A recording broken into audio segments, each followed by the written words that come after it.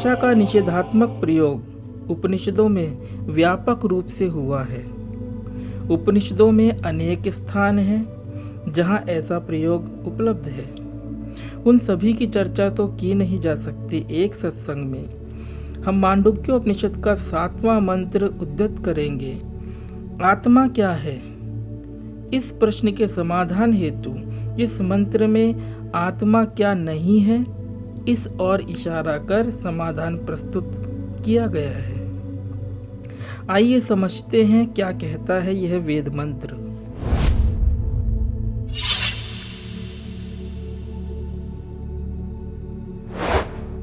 नान्तः प्रज्ञं न बहिष्प्रज्ञं नोभयतः प्रज्ञं न प्रज्ञान घनम न प्रज्ञं न प्रज्ञं अदृष्टम अव्यवहार्यम अग्राह्यम अलक्षणम अचिंत्यम अव्यपदेश्यम एकात्म प्रत्ययसारम प्रपंचोपशमम शांतम शिवम द्वैतम चतुर्थम मन्यते स आत्मा स विज्ञेह।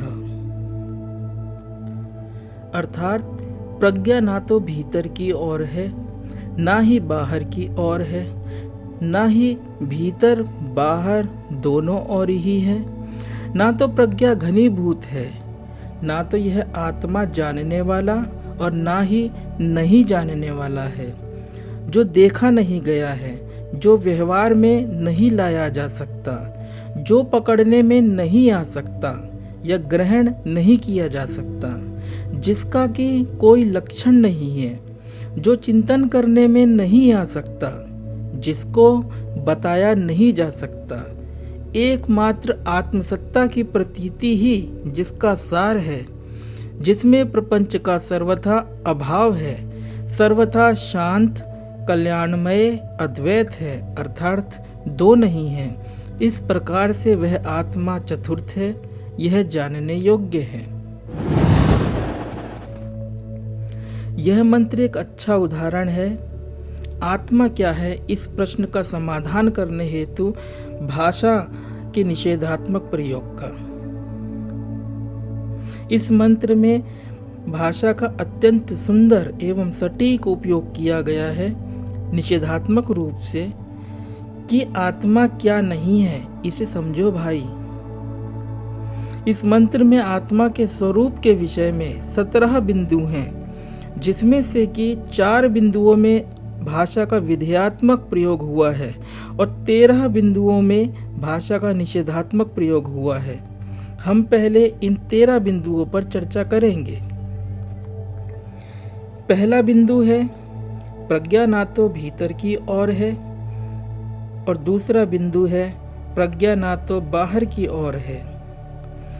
इन दोनों बिंदुओं द्वारा प्रज्ञा का भीतर और बाहर दोनों में से किसी भी एक की ओर होना निषिद्ध कर दिया गया। सबसे पहले तो यह समझे कि यह भीतर बाहर आखिरकार क्या है।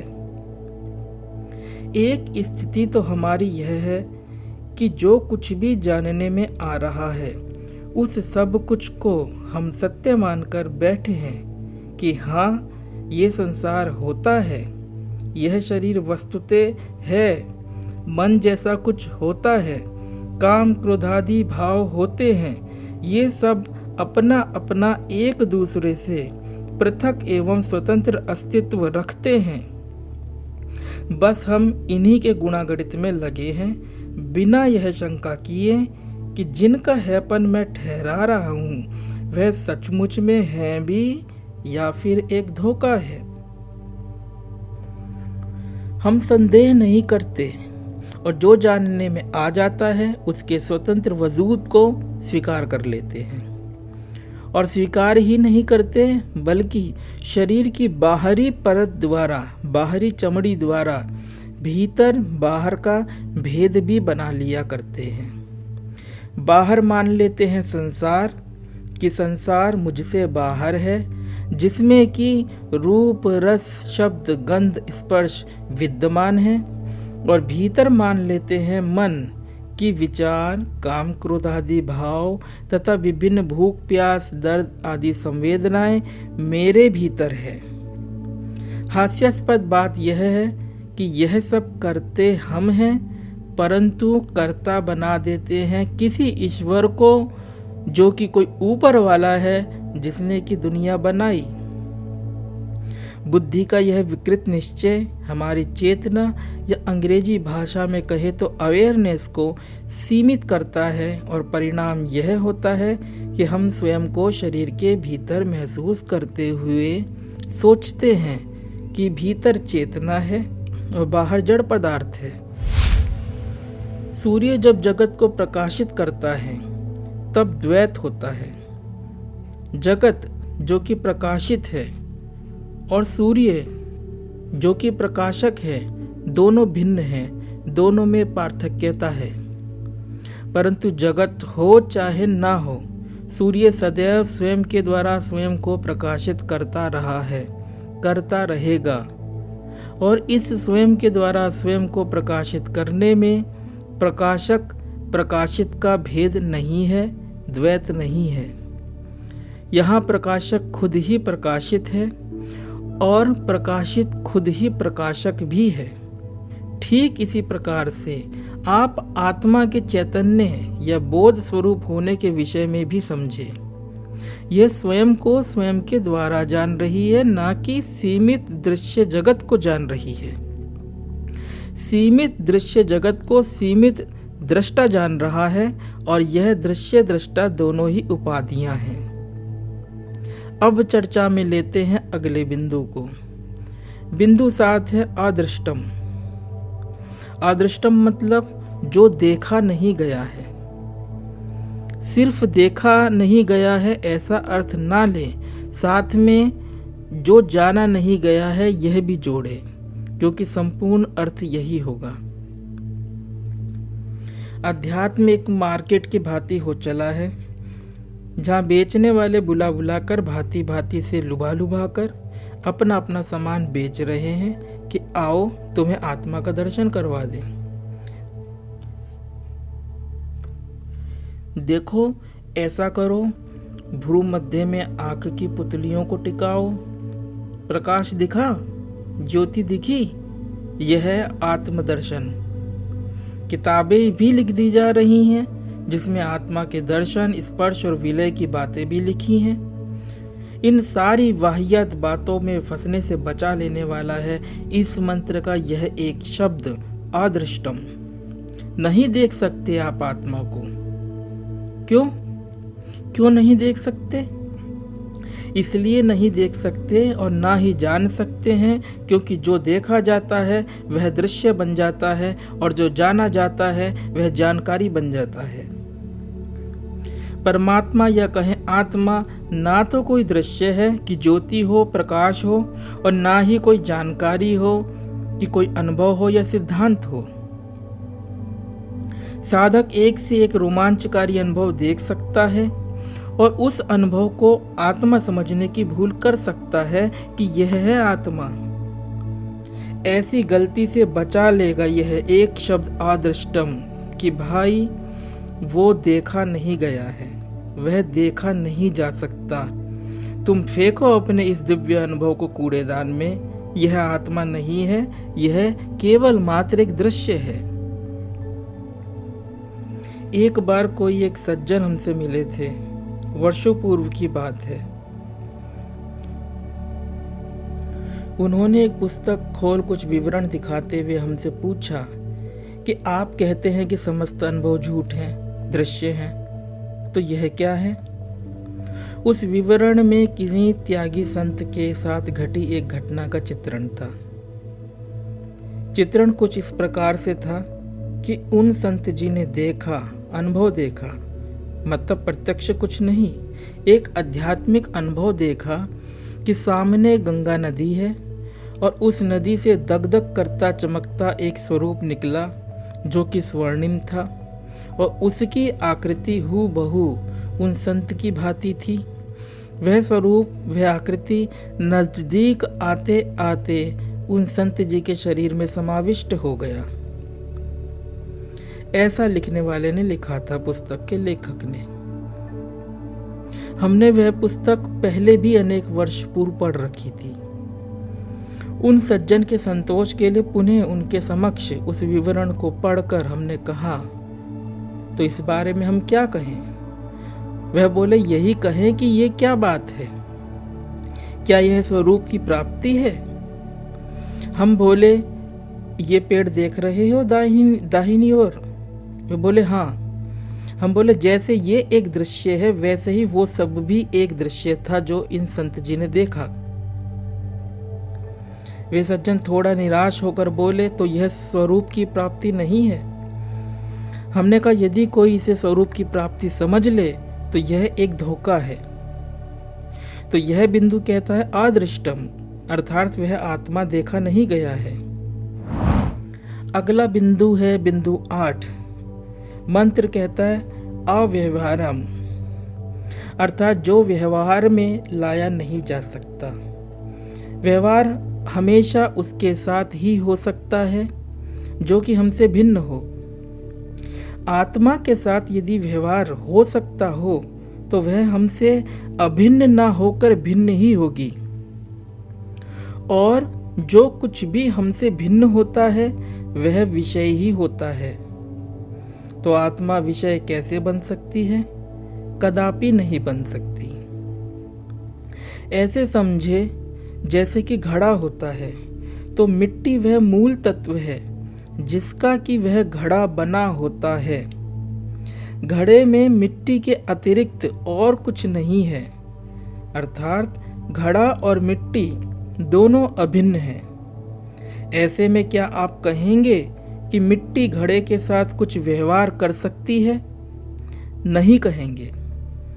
मिट्टी को घड़े के साथ व्यवहार करने के लिए घड़े से अपनी अभिन्नता को छोड़ भिन्न होना पड़ेगा, और यदि व्यवहार करने हेतु मिट्टी घड़े से अलग हुई, भिन्न हुई, तो क्या घड़ा रह पाएगा? नहीं रह पाएगा। मतलब मिट्टी का घड़े के साथ व्यवहार हो सकना नितांत असंभव बात है। ऐसे ही आत्मा क्या है, इस प्रश्न के समाधान हेतु उपनिषद यह कहता है, निषेधात्मक तरीके से कहता है कि जो कुछ आपसे व्यवहार कर सके या आप जिस कुछ से भी व्यवहार कर सको वह आत्मा नहीं है।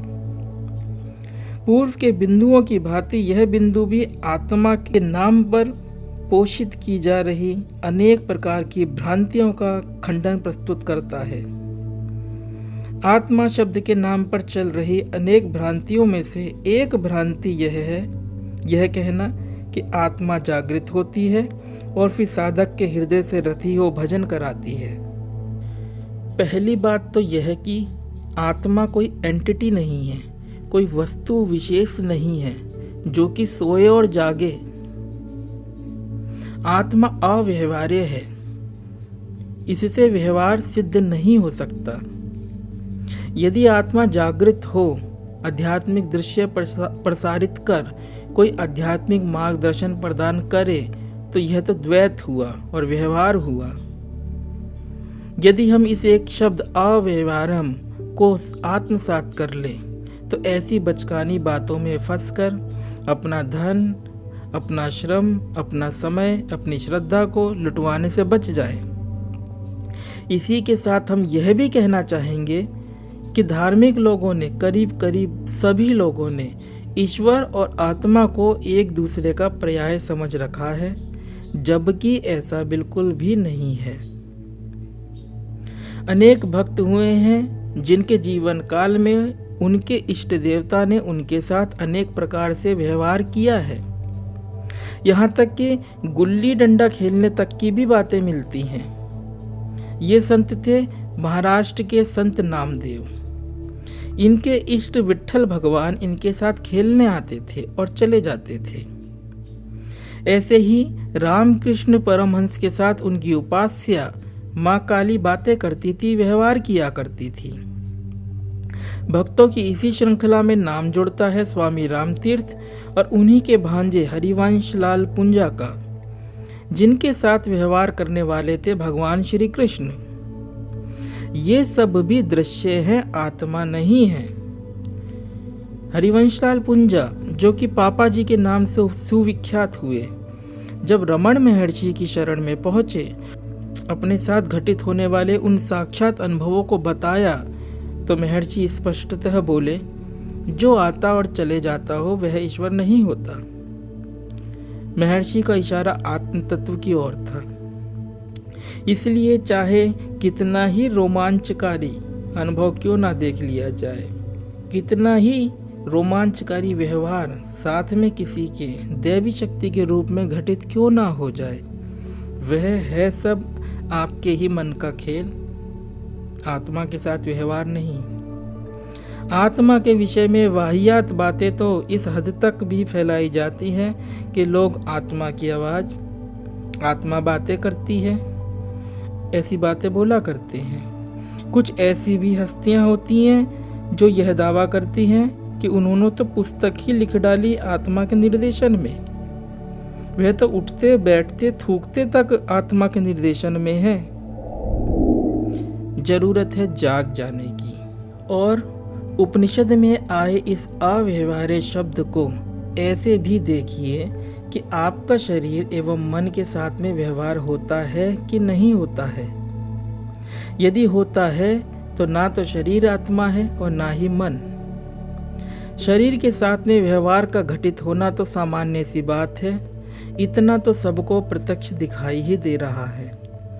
परंतु मन या कहे विचार किस प्रकार से रेगुलेटर की भांति हमें रेगुलेट करते हैं, ऐसा सब नहीं जाना करते। थोड़ा सा भी अपने विचारों और अपने दैनिक व्यवहार को देखेंगे, जांचेंगे, तो यह बात भी सुनिश्चित हो जाएगी कि कैसे मन के साथ में भी पारस्परिक व्यवहार घटित हुआ करता है। क्योंकि यह शरीर एवं मन आपसे व्यवहारित हो सकते हैं, इसलिए यह आपसे भिन्न है, मैं नहीं है। मैं सदैव अछूता है और यह आत्मा है। इस मंत्र से अगला बिंदु है बिंदु 9। मंत्र कहता है वह आत्मा अग्राह्यम है। आत्मा अग्राह्यम है अर्थात उसका ग्रहण नहीं हो सकता। यह बात यह स्पष्ट कर देती है कि आत्मा या स्वरूप की प्राप्ति जैसा कुछ भी नहीं होता। प्राप्ति केवल मात्र अप्राप्त की ही हो सकती है। क्या आपको खुद को कभी भी ढूंढना पड़ता है? नहीं ना। बिजली जाते ही वस्तुएं दिखनी बंद हो जाती हैं। वस्तुओं के ज्ञान के लिए आपको प्रकाश की आवश्यकता पड़ती है, परंतु घुप अंधेरे में स्वयं के होने के बोध के लिए क्या किसी भी ज्ञान की आवश्यकता पड़ती है? नहीं ना। ऐसे ही यह आत्मा अग्राह्यम है, क्योंकि यह अन्य के द्वारा प्रकाशित ना होकर स्वयं के द्वारा प्रकाशित है, अर्थात निरपेक्ष सत्ता है। ग्रहण उसी का हो सकता है जो कि मन और इंद्रियों के दायरे में हो। क्योंकि यह आत्मा अग्राह्यम है, इसलिए हमारी इंद्रियों का विषय नहीं बन सकती और ना ही मन का विषय बन सकती है। इसलिए हम कहते हैं कि समस्त अनुभव झूठ हैं, क्योंकि कोई भी अनुभव मन के द्वारा ही, विचार के द्वारा ही जानने में आता है। यदि यह कहो कि मुझे तो निर्विकल्प समाधि का अनुभव हुआ, तो यह बात भी मिथ्या है, क्योंकि किसी भी अनुभव में आप होते ही नहीं हो तो अनुभव कर कैसे लोगे। वस्तुतः प्रत्येक अनुभव की धारणा बना करती है, जो कि विचार के द्वारा बना करती है। इस धारणा के द्वारा ही अनुभव की व्याख्या अनुभूत और अनुभोक्ता इन दो के बीच बना करती है। यह बात सिर्फ ध्यान के विषय में ही नहीं है, बल्कि लगातार घटने वाले, दिन भर घटने वाले विभिन्न देखने, सुनने आदि के सामान्य अनुभवों के विषय में भी है। क्योंकि यह एक पृथक एवं गहन विषय है और विस्तार से बताने की अपेक्षा रखता है, इसलिए इस बारे में अन्य किसी पृथक सत्संग में अपनी बात कहेंगे, जिससे स्पष्ट हो सकेगा कि कैसे किसी भी अनुभव में हम होते ही नहीं हैं। ग्रहण उसी का ही तो होगा जिसका कि अभाव हो, और अभाव उसी का होता है जो कि नहीं ही हो। दृष्टा, दृश्य, अनुभव आदि ये सब होते हैं और नहीं भी हो जाते हैं, अर्थात उनकी सत्ता मिथ्या सत्ता है, स्थायी सत्ता नहीं है। एक पल में वह हैं और दूसरे पल में नहीं है भी हो जाते हैं। वे केवल भासते रहते हैं, उनका सदा सर्वदा अभाव है, जबकि सत्य का या कहें आत्मा का अभाव नहीं है। सत्य लबालब भरा पड़ा है। जो लबालब भरा पड़ा है, क्या उसका कभी भी ग्रहण हो सकता है? नहीं हो सकता है। जैसे नदी में पानी भरा हो और उस पानी में एक घड़ा भी आकंठ डूबा हुआ हो, तो घड़े के बाहर भी पानी है, घड़े के भीतर भी पानी है। तो ऐसे में क्या आप घड़े में पानी भर सकते हैं? नहीं भर सकते। अब यह प्रश्न कदाचित उठ सकता है कि जब वह आत्मा अग्राह्यम है, उसका ग्रहण हो ही नहीं सकता, तो इन सब साधनाओं का, सेल्फ इंक्वायरी का, अर्थात आत्मविचार के साधनों के अनुष्ठान का औचित्य ही क्या है? औचित्य यह है कि हमारी जो ईगो है, अर्थात अहम भाव है, वह ही कुछ हासिल करना चाहती है, हमें इसका ज्ञान हो जाएगा। अध्यात्म का सही और यथार्थ दृष्टिकोण यह नहीं है कि हम साधना इसलिए कर रहे हैं कि कुछ हासिल करना है, महापुरुष बनना है, सिद्ध बनना है। कुछ बनना ही जीव का लक्षण है, ना कि आत्मा का। अध्यात्म तो अपने स्वरूप के विषय में विशुद्ध जिज्ञासा का नाम है। यहाँ कुछ हासिल नहीं करना है, बल्कि कुछ ना कुछ हासिल करने की चेष्टाओं में संलग्न जो यह अहम भाव है, ईगो है, उसी का निराकरण कर लेना है कि कहीं यह किसी अनुभव को ग्रहण कर खुद को घोषित ना कर दे कि मैं आत्मा हूँ।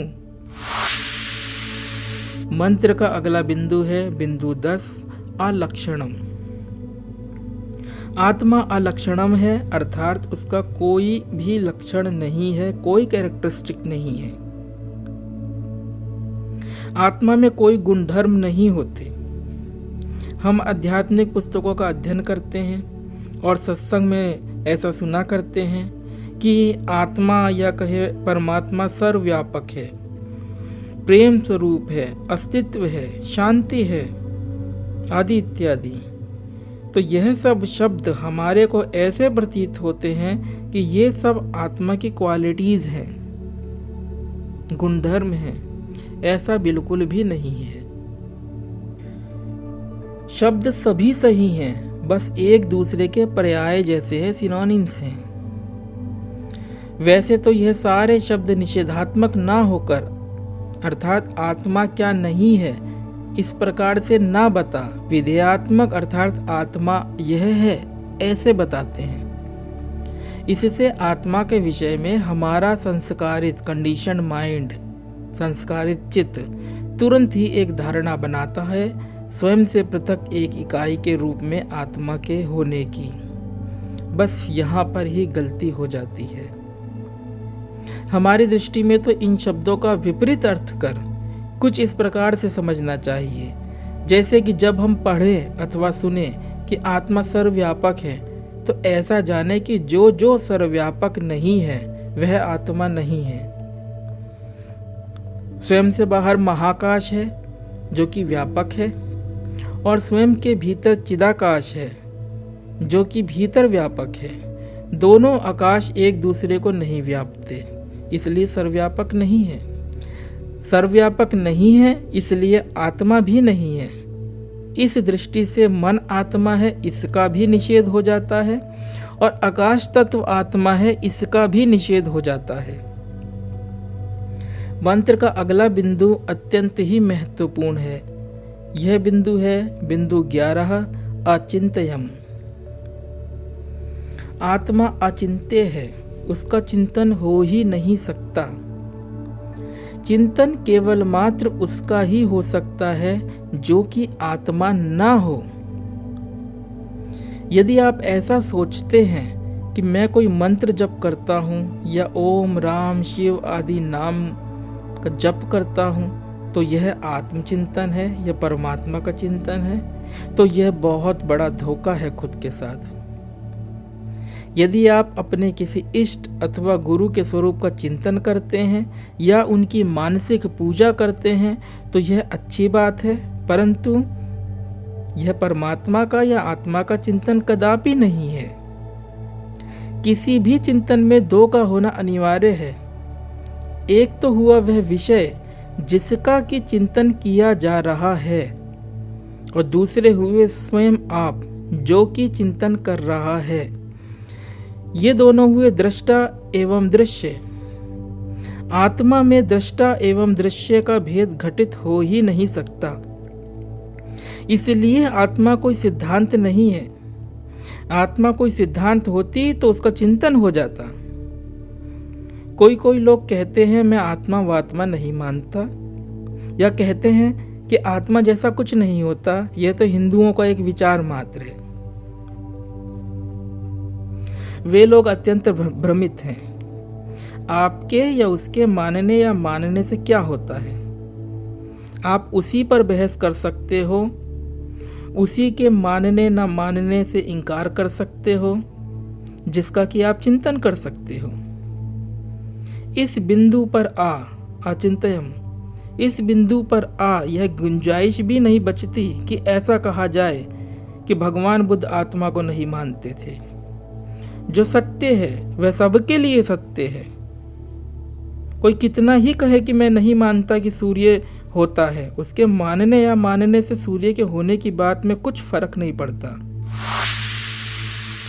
भगवान बुद्ध ने जिस आत्मा के अस्तित्व से इनकार किया था, वह आत्मा इस मांडुक्य उपनिषद में वर्णित की जा रही आत्मा नहीं है, बल्कि वह आत्मा है जो कि लोगों ने, तथाकथित धार्मिक लोगों ने आत्मा सोच रखी है। यह एक अलग विषय है। सारांशतः इस बिंदु से निष्कर्ष यही निकलता है कि जो कुछ भी आप जान सकते हो, सोच सकते हो, अनुभव कर सकते हो, वह सब आत्मा नहीं है। अब अगला बिंदु चर्चा में लेते हैं। बिंदु 12, अव्यपदेश्यम। यह मंत्र कहता है कि आत्मा अव्यपदेश्यम है, अर्थात आत्मा को बताया नहीं जा सकता। आत्मा को क्यों नहीं बताया जा सकता? कुछ भी बताने के लिए भाषा अनिवार्य है, और भाषा के द्वारा, लैंग्वेज के द्वारा केवल मात्र ऑब्जेक्टिव एक्सपीरियंसेस अर्थात विषयगत अनुभवों को ही परिभाषित किया जा सकता है। इसलिए चीन देश के प्रसिद्ध संत लाओ त्से ने कहा कि ताओ बताया नहीं जा सकता, उसको कुछ नाम नहीं दिया जा सकता। ताओ मतलब सत्य या कहे आत्मा। तो यदि बात ऐसी है तो इतने सब सत्संग शास्त्रों की क्या उपयोगिता? उपयोगिता यह है कि भाषा द्वारा उन सब का निषेध किया जा सकता है जो सब कुछ की वह आत्मा नहीं है, और मांडुक्य उपनिषद के इस 7वें मंत्र में यही भाषा का निषेधात्मक प्रयोग किया जा रहा है। इतनी कवायद अभी तक इसलिए की गई कि हम आत्मा को यह करके ना जाने। आत्मा इदम अर्थात यह नहीं हो सकती, क्योंकि इदम अहम अर्थात मैं से पृथक है। अगले बिंदु में निषेधात्मक तरीके से ना कहे, विधेयात्मक तरीके से मंत्र कहता है। बिंदु 13, एकात्म प्रत्यय सारम। यह बिंदु कहता है कि एकमात्र आत्मसत्ता की प्रतीति ही जिसका सार है। यह निष्कर्ष के जैसा है। अभी तक जो निषेध की बातें कही गई कि आत्मा क्या नहीं है, वह सारी बातें हमको सब ओर से समेट कर खुद के वजूद पर ले आती है, ताकि हम अपने से भिन्न कुछ के भी होने को मिथ्या जान खारिज कर सके और अपने होने को जाने। ये हूँपन है और इसमें ठहराव ही हैपन हो जाता है। हैपन कहना ही सर्वश्रेष्ठ एवं श्रेयस्कर शब्द है आत्मा के विषय में। नहीं नहीं कहते कहते जो वस्तुतः है वह शेष बचता है, यही आत्मसत्ता की प्रतीति सार तत्व है। जिन्हें और अधिक गहनता से इन सब बातों को समझना है वे हमारे द्वारा लिखित पुस्तक ओम बराबर ब्रह्म बराबर आत्मा देख सकते हैं, पढ़ सकते हैं। विस्तार भय के कारण हम और अधिक नहीं कहेंगे, क्योंकि यह विषय अपने आप में वृहद विस्तार की अपेक्षा रखता है। अगला बिंदु है बिंदु 14, प्रपंचोपशमम। प्रपंचोपशमम अर्थात आत्मा में प्रपंच का सर्वथा अभाव है। खुद पर आते ही विभिन्नताएं, डाइवर्सिटीज मिट जाती हैं। कोई भी प्रपंच दृश्य प्रपंच ही होता है। हर दृश्य को तो हमने ना कह दिया कि आत्मा यह भी नहीं है और वह भी नहीं है। ये नकारना, ये नेगेशन हमें विभिन्नताओं के प्रपंच से उपराम कर देता है, जिसका परिणाम अगले बिंदु में स्पष्ट है। बिंदु 15, शांतम। शांतम अर्थात सर्वथा शांति है। वस्तुतः शांति ही हमारा स्वभाव है, आत्मा है। अशांति का नाम ही मन है। शांति का अर्थ है शुद्ध मन, और शुद्ध मन ही आत्मा है। ये सब एक ही बात है। ऐसा नहीं है कि आत्मा कुछ है और शांति उस आत्मा का गुणधर्म है। बात ऐसी है कि चाहे जल कहो या वाटर, दोनों शब्द एक दूसरे के पर्याय हैं। ठीक वैसे ही आत्मा और शांति शब्द एक दूसरे के पर्याय हैं। मतलब यह है कि शांति सदा सर्वदा मौजूद है। इसे पाने के फेर में पढ़कर हम अशांति को अपने लिए खोज लेते हैं। अगला बिंदु है बिंदु 16, शिवम अर्थात आत्मा शिव है, परंतु कोई जटा जूट गंगधारी शिव नहीं, बल्कि कल्याणमय है। आत्मा कल्याणमय है। इसका अर्थ यह नहीं है कि आत्मा लोगों का कल्याण करती हो। यदि ऐसा अर्थ करेंगे तो आत्मा अव्यवहार्यम नहीं रह पाएगी।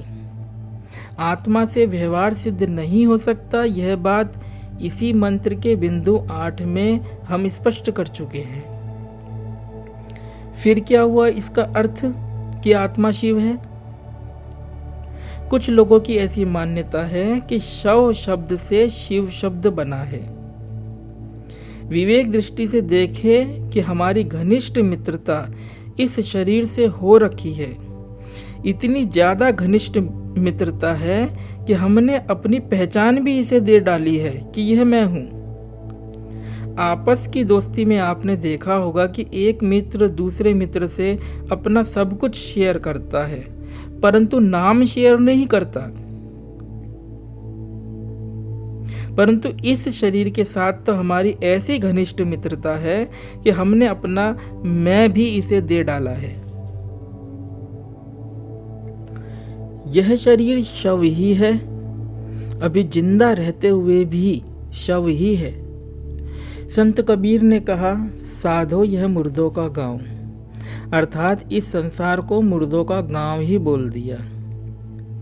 वस्तुतः हमने एक लाश को शौक से ओढ़ रखा है और शव बनकर, शरीर बनकर कि मैं यह शरीर हूँ, ऐसी दूषित भावना रख कल्याण के लिए इधर उधर चक्कर मार रहे हैं। इस शव से मित्रता जोड़ने पर शिव से हम बिछुड़ गए हैं या उसे भूल गए हैं, जो कि आत्मा है। यदि पुनः स्वरूप की स्मृति हो, विवेक विचार एवं आत्मस्मरण सेल्फ रिमेम्बरिंग हो, तो इस शरीर रूपी शव से पीछा छूटे। यही है एकमात्र कल्याण।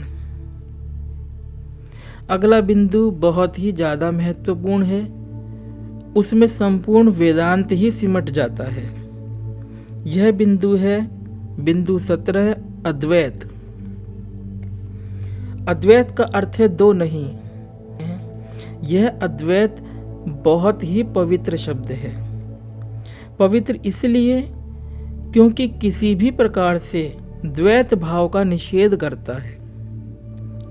यहाँ पुनः भाषा का निषेधात्मक तरीके से प्रयोग हुआ है, यह इंगित करने के लिए कि आत्मा क्या नहीं है। आत्मा द्वैत नहीं है, आत्मा में द्वैत नहीं है, या कहें द्वैत भाव नहीं है। इस एक शब्द से आइए देखते हैं कि कैसे आत्मा के विषय में हमारी अनेक भ्रांतियों का निवारण हो जाता है। आत्मा यदि अद्वैत है तो आत्मा शरीर में होती है या शरीर से बाहर होती है, ये दोनों ही बातें मिथ्या सिद्ध हो जाती हैं। ऐसा क्यों? ऐसा इसलिए कि कुछ के भी किसी के अंदर या बाहर होने की बात में दो हैं। एक तो वह जो कि कुछ के भीतर अथवा बाहर है, और दूसरा वह जिसके कि भीतर अथवा बाहर पहले वाला तत्व है। आत्मा अद्वैत है, यहाँ दो के होने की कोई संभावना ही नहीं है। ऐसे ही मरने के बाद आत्मा शरीर से बाहर निकल किसी लोक परलोक में भटकती है, किसी अन्य गर्भ में प्रविष्ट होती है, ये सारी बातें भी खारिज हो जाती हैं। और इस एक शब्द अद्वैत से यह बात भी खारिज हो जाती है कि आत्मा बातें करती है, साधक को अंग फड़कन या स्वप्न या आकाशवाणी द्वारा कोई साधनात्मक दिशा निर्देश प्रदान करती है। इस अद्वैत शब्द से यह मिथ्या धारणा भी खारिज हो जाती है कि आत्मा कोई ऊर्जा है जो कि शरीर को चलाती है। काफ़ी विस्तार से आत्मा के विषय में आज चर्चा हो गई। अब सत्संग को विराम देते हैं। ओम।